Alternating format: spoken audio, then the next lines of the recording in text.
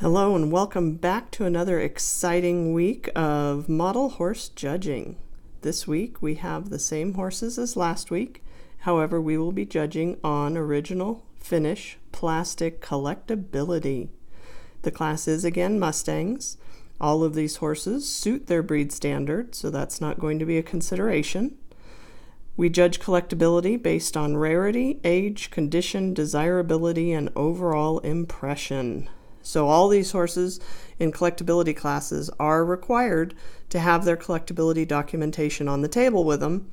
I'll be telling you this information, but you'll need to research it and put it on the cards yourself for the judges class. So remember last week we had them placed in their Mustang groups and breed types. This week we're going to be judging them based on their collectability.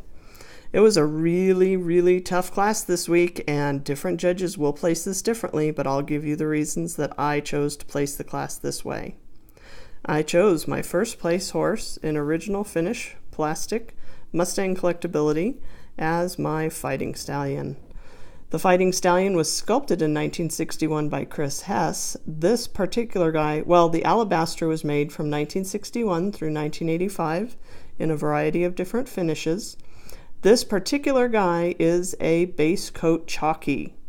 Base coat chalkies are painted white plastic.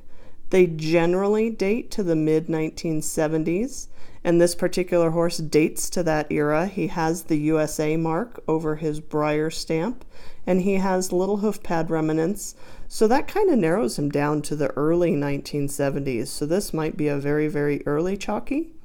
And chalkies in general are fairly uncommon and rare, and to have a solid white chalky, particularly on the Fighting Stallion, is exceptionally uncommon. This is a very rare horse, and one of the reasons that he places high is because of his condition. He is nearly immaculate. The white plastic is very fragile, and so chalkies tend to be in very poor condition when found in the wild. This guy is nearly immaculate. He has a little tiny hoof edge rub, but pretty much nothing else. No white, no yellowing, no finish damage. He has beautiful shading on his ears and his hooves. He has his black eyes. So overall, he is very rare. He is fairly old, and he is in excellent condition. All great points for his desirability. For me personally, I am pretty solid on this horse as a first place horse in this Breyer Mustang collectability class. But as I said, each horse has their marks. So my second place horse is the Breyer Indian Pony, and I can hear you yelling through the internet with her buckskin color and her Indian markings. She should have placed up a little bit. Yep, absolutely might have. But in my particular case, I placed her second. So the Breyer Indian Pony was only produced for 2 years, 1970 to 72, with the war paint. So she dates to about the same era as that chalky Fighting Stallion, but she was a regular release in this color, whereas he was kind of a factory accident. You couldn't order a chalky Alabaster Fighting Stallion, whereas you could order a buckskin Indian Pony with war paint, which is why I chose to place her second. She is very rare, she is fairly old, she is in excellent condition and has good desirability, but I chose to place her second simply due to the fact that she was a regular run horse that you could order, whereas the first horse was a bit more of a rarity and an oddity that you only got by chance. Again, third place, I can hear you yelling. He is Burbank. He is the Velvet Rope special horse, only 100 made in 2008 on the Nakota mold, sculpted by Kathleen Moody. So he's got a bunch of points for him. He is very rare with only 100 made. He is in excellent condition. He is highly desirable. People really enjoy the Nakota mold.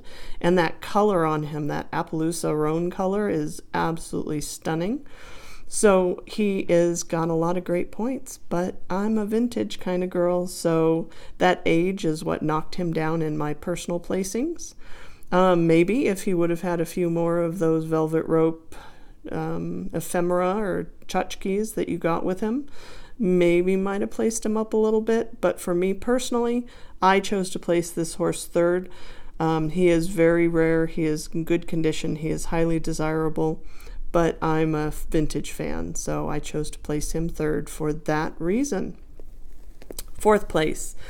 Oh God, I love the Marine Love molds, and this classic Mustang Stallion is one of my favorites, but he is simply not in the same class as the rest of the horses. He's a pretty solid fourth place. Sculpted by Marine Love, the classic Mustang Stallion. This particular guy is a JCPenney 1992 special run. There were 5,000 made, so he's pretty common. He's definitely on the newer side. His color is an asset, that buckskin with the primitive markings, the leg barring, and he's got a dorsal stripe are marks in his favor. He is in good condition. And he's pretty scarce. I mean, you don't see a ton of them running around because back then a lot of them went into non-collectors' hands, so not all of those 5,000 are in collectors' collections. A lot of them have gone and been toys and been thrown away and destroyed, are in poor condition. So he's fairly rare. He's got a little bit of age. He's in good condition, but he's just not in the same class as the other four horses. So that is how I chose to place this class of original finish plastic Mustangs in collectability. Again, different judges will place differently. Make sure you put your collectability information down on your card, and that will help you place better. Thanks for watching. Hope you enjoyed. Be sure and tune in next week. We'll see what I can come up with to help you hone your showing and model horse picking skills for the shows that you go to. Please leave comments and questions down below and join me next week. Thank you.